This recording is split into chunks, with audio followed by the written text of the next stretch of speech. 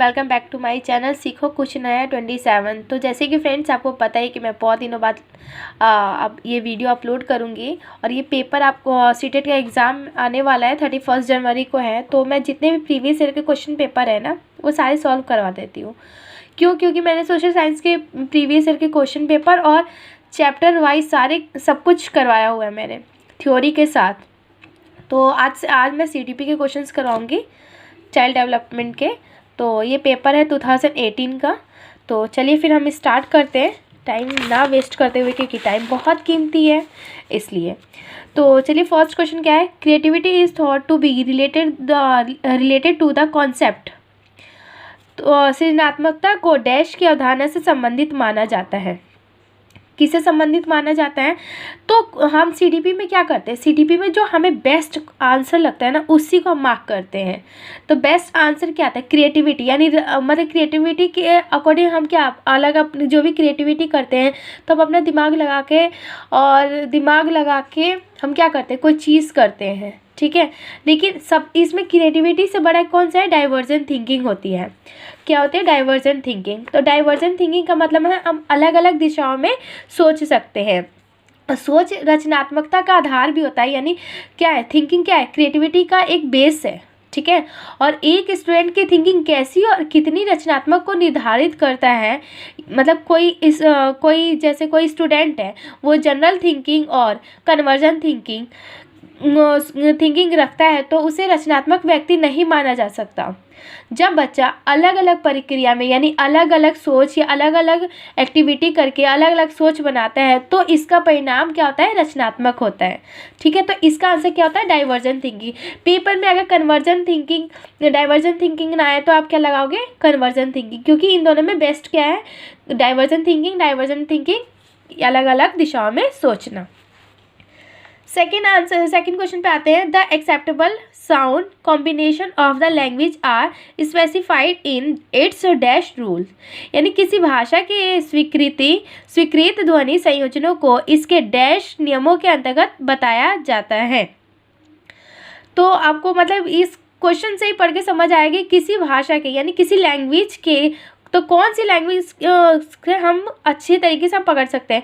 तो व्याकरण के थ्रू, तो ग्रामेटिकल के थ्रू तो हम नहीं समझ सकते, सिंटैटिक नहीं हो सकता, इन्फ्लेक्शन नहीं हो सकता, तो फोनोलॉजिकल यानी किसी की आवाज़ को सुन के हम क्या करते हैं, हम समझ जाते हैं कि वो किसकी आवाज़ है। आपने फॉर एग्जांपल आप जब म्यूज़िक सुनते हो तो आप एक म्यूज़िक बार बार सुनते हो तो आपको उस म्यूज़िक की कहीं भी वो म्यूज़िक बजता है तो आप समझ जाते हैं कि म्यूज़िक है किसकी और कौन से गाना ये है, कौन सा म्यूजिक चल रहा है, ठीक है। नेक्स्ट क्वेश्चन पे आते हैं, question number 3, the position where thought patterns are influenced by language is called. यानी जब सोचने की प्रक्रिया किसी भाषा द्वारा प्रभावित होती है तो ऐसी स्थिति को क्या कहते हैं, तो ऐसी स्थिति को हम कहते हैं भाषा निर्धारित, लिंग्विस्टिक डिटर्मिनेशन। यानी कहने का मतलब है कि जो भी हमारी लैंग्वेज और उसकी संरचनाएं मानव ज्ञान या उसके विचार को सीमित करती हैं और साथ ही साथ विचार प्रक्रिया जैसे कि वर्गीकरण, स्मृति और धारणा ये बनाती है। जैसे हम अपनी मातृभाषा के रूप में अलग अलग लैंग्वेज में बोलते हैं, कोई हिंदी बोलता है, कोई भोजपुरी बोलता है, कोई राजस्थानी बोलता है, कोई बंगाल, कोई पंजाबी, तो सबकी अपनी मातृभाषा क्या है, अलग अलग होती है, ठीक है। तो हमारा इसका आंसर क्या होगा, लिंग्विस्टिक, और इसका क्या होगा, फोनोलॉजिकल।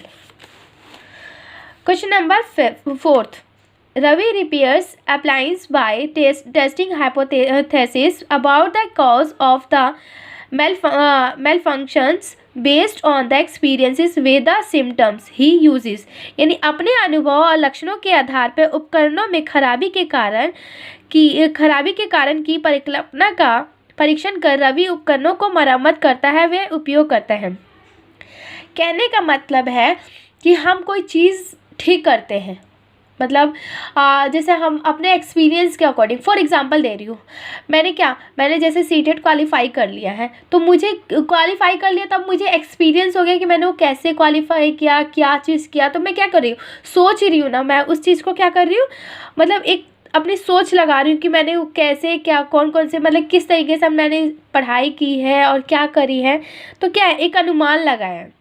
एग्जाम्पल दे रही हूँ, अगर बच्चा कोई है जिसको खाना बनाना नहीं आता, वो खाना क्या करता है, वो यूट्यूब से देखता है, फिर वो यूट्यूब से देखता है तो उसको क्या करता है, दिमाग में बिठाता है, रिमाइंड करता है, फिर वो क्या करता है, उस खाने को जाके बनाता है। फर्स्ट टाइम ख़राब होता है, लेकिन सेकेंड टाइम वो क्या करता है, एनालाइज करता है, यानी सोचता है अपने दिमाग में कि कैसे हुआ था, कैसे नहीं हुआ था। तो उसी चीज़ को इन्होंने क्या किया, तो उस अनुमान विधि का प्रयोग किया हुआ है। उसने क्या है, यानी अपना सोच की विधि, यानी जैसे समस्या का समाधान या आत्म खोज, ह्यूरिस्टिक का एक दृष्टिकोण है जो व्यवहारिक पद्धति को नियोजित करता है। स्थिति जहां एक सर्वोत्तम समाधान खोजना असंभव है, वहीं ह्यूरिस्टिक मेथड से हम समाधान खोजने की प्रक्रिया को गति दे सकते हैं। तो कौन सा मेथड है, ये ह्यूरिस्टिक मेथड है। अपने एक्सपीरियंस के अकॉर्डिंग हम क्या कर सकते हैं, समस्या का समाधान हम इजीली ढूंढ सकते हैं। ठीक है, नेक्स्ट क्वेश्चन पे आते हैं हम। Question number 5, Divya often divides the assigned job into small tasks which she can handle easily. She is using Divya अक्सर निर्देशित कार्यों को छोटे छोटे हिस्सों में विभाजित कर आसान बना लेती है और वह उपयोग करती है। मतलब दिव्या जो लड़की है वो छोटे छोटे हिस्सों में क्या करती है, अपने सारे क्वेश्चंस को क्या इजीली छोटा छोटा पार्ट करके इजी बना लेती है। ठीक है, तो कौन से विधि का, यानी कौन से मेथड का वो क्या है, यूज़ करती है, कैसे वो अपनी चीज़ों को हैंडल करती है। तो क्या है इसमें, उपलक्ष्य विश्लेषण विधि का यूज़ करती है। किसका करती है,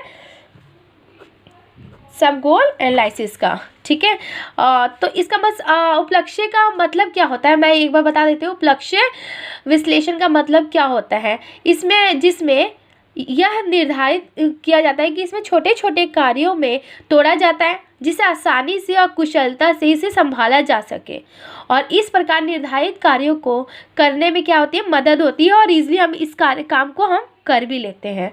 तो सो गाइस, आज मैं ये पाँच क्वेश्चंस कराऊंगी और कल मैं 10 क्वेश्चंस कराऊंगी, 6 से लेकर 15 तक क्वेश्चंस कराऊंगी। और आज बहुत दिनों बाद मैं ये वीडियो अपलोड कर रही हूँ, तो सो प्लीज़ मेरे चैनल को लाइक, शेयर एंड सब्सक्राइब कीजिएगा, और उन बच्चों तक जरूर पहुँचाएं जिनका एग्ज़ाम 31 जनवरी को है। और मेरा भी है, लेकिन मेरी CDP सबसे बेस्ट है। क्यों, क्योंकि CDP में ऑलरेडी मेरे 30 में से 29 और 28 आ ही जाते हैं। And thank you so much, and please like, share and subscribe.